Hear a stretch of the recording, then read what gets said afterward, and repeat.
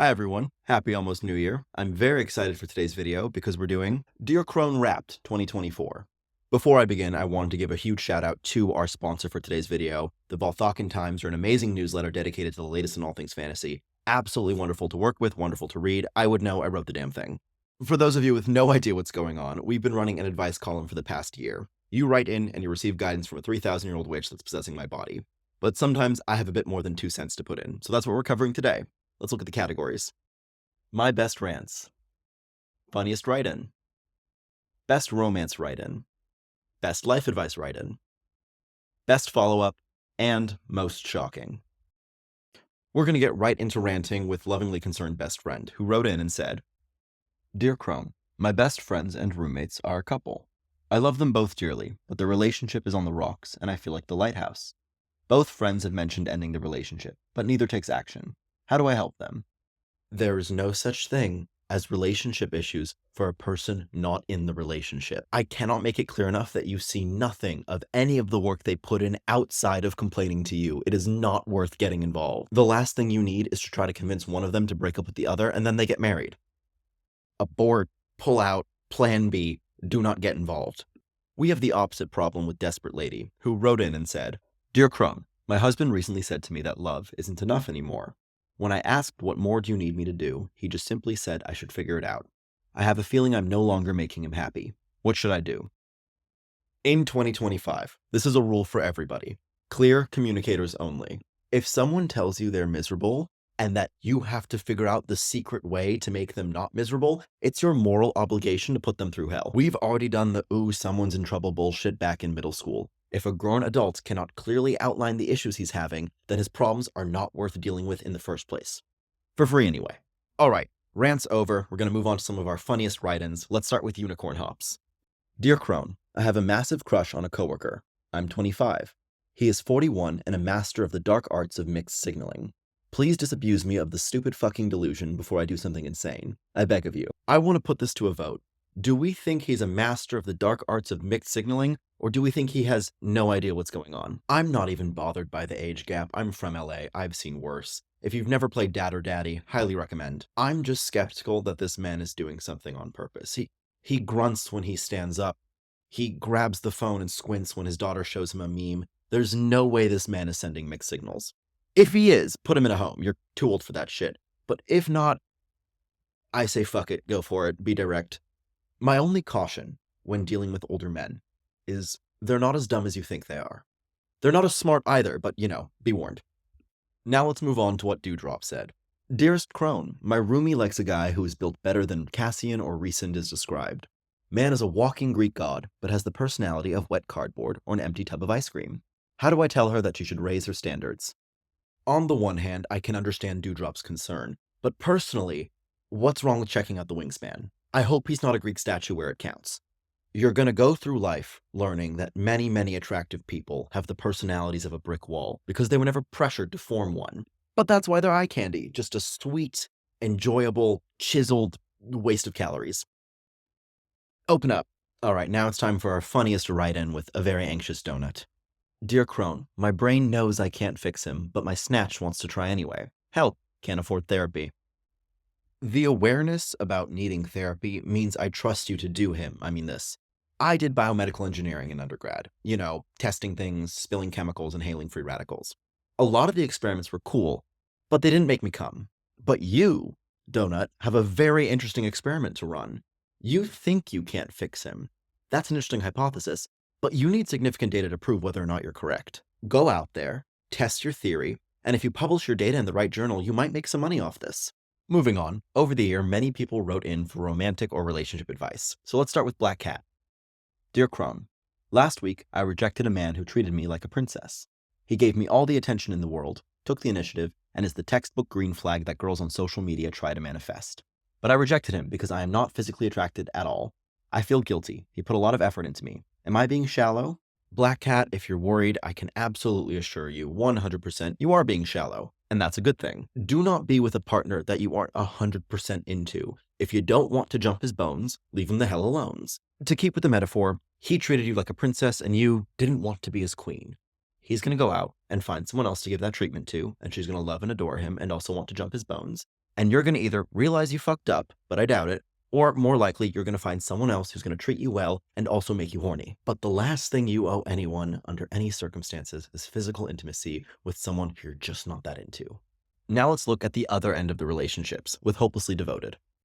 Dear Almighty Crone, we're nearing our 10th anniversary. We're impossibly in love. Here's the kicker. We don't live together. Finances are not an issue. How do I ask him for the next step? Marriage, a house, whatever. I'm ready. He's not.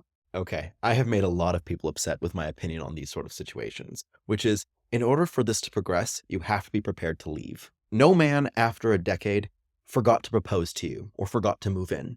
He didn't forget to write down "propose to the love of my life" in a calendar. He doesn't want to. This comes down to two things. Are you okay with potentially not being married and staying with him? Or, if he does agree to get married, are you okay with potentially being given a shut-up ring? You need to have a very serious sit-down discussion about the future of your relationship. Speaking of planning for the future, let's look at what EP wrote. Dear Crone, my boyfriend's ex-wife is 7 months pregnant and says it's his. I know I want to stay with him, but I don't know if I should. Look, if you want to be a stepmother with 2 months' notice, you're more than welcome to. I'd rather perform my own vasectomy. I picked this write-in to contrast Black Cats, where clearly she's physically into this dude. It's just still a bad idea. I'm delusional about so many things. It's why I became a content creator. I even enjoy the movie Friends with Kids, but I'm not delusional enough to think that that's actually how it would go if I had a newborn. Your DILF is going to be consumed with his newborn child, as he should be. His ex is going to be in your life pretty much forever, and you are not going to be his main priority for, at minimum, 18 years. Do what you want. Even though we've solved every relationship problem ever, we still had some people write in asking for general life advice. So let's start with Perpetual Chrysalis. How do you stop that lovely feeling of still feeling like a teenager? I feel it's become especially worse since I moved across country to put some much needed distance between my family and I. I work, pay taxes, and do my damnedest to break the cycle, and yet it never feels like it's enough. When will I finally feel like an adult? The Crone already said it, but adulthood is a myth. It's not knowing what the fuck is going on, it's not knowing what the fuck is going to happen next, but it's getting your shit done anyway. That's all it is. Even if you still feel like a kid or a teenager, ask yourself the question, would kid or teenage you act the way you do right now? And if the answer is no, but a positive no, that means you've grown up. There is no final marker for adulthood. There is no final state where you're going to feel like you have everything figured out. The true marker of adulthood is continuing to grow. Remember, though, that with a tree or a plant or whatever, if you're growing, you sometimes need to cut away the rot or the bullshit, like we see with this anonymous write-in who said, 2 years ago, a close friend of mine started avoiding me and ended our friendship with no explanation. They did the same with my current best friend. Recently, though, my friend has been making amends with them, but I can't help but want to puke every time she brings them up in conversation. What should I do? Now, before anyone accuses me of being too petty, forgiveness is a virtue, but only if you mean it. But from the sounds of things, it looks like the ex-friend hasn't come to you to make amends either, in which case you're still allowed to feel however way you want about them. A big part of the amends process, from the perspective of the person who is apologizing, is recognizing that they're not entitled to forgiveness. If the ex-friend does approach a non, if they can graciously accept not receiving forgiveness, that's actually a green flag and a sign of growth. But until that happens, and until they do anything differently, I say puke when they're mentioned. So long as your grudge, or lack of forgiveness, whatever you want to call it, doesn't ruin your life or cause you to commit a crime that can be legally traced back to me, you're allowed to do whatever you want. Our final life advice write-in is from Lost Potential, and I think it's one of the most important ones we've received this year. Let's take a look. Dear Crone, I have a master's degree in a niche field that I never worked in. Starting that career means I'd have to be in a long-distance marriage.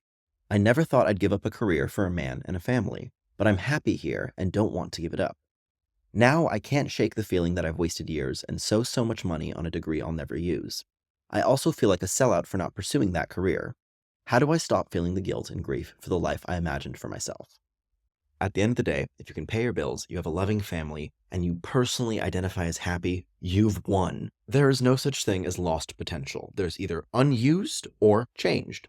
As someone who's worked in retail and academia, every single one of my coworkers would have run off screaming into the sunset and abandoned anything they did if it meant that they could feel happy. You feeling guilty and you feeling like a sellout are actually two different things. Being a sellout means that you've disappointed other people, people outside of your life and outside of your situation. Why the fuck would you care what they think? But when it comes to the guilt in these kinds of situations, it means what you wanted changed, and now you feel bad for the person you were. When it comes to processing heavy emotions, I will always recommend therapy. But specifically with this guilt, having your priorities change doesn't mean that you've abandoned who you were when they were different. You did not give up or turn your back on this career or this life you wanted. You chose something different that's making you happy. And equally important, you didn't waste time or money. You learned something. No one can take that away from you. If you'd like, I would recommend looking into remote work. But if the only way to assuage your guilt is to abandon the thing that is making you happy for your old priorities, that isn't a healthy sacrifice. Choose happiness. Now, we've solved every romantic issue. We've solved every life problem. Let's look at our best follow-ups, the people who didn't write in just once, but kept us updated on their situation. In dealing with rejection, Wannabe Farmer decided to sign up for a boxing event.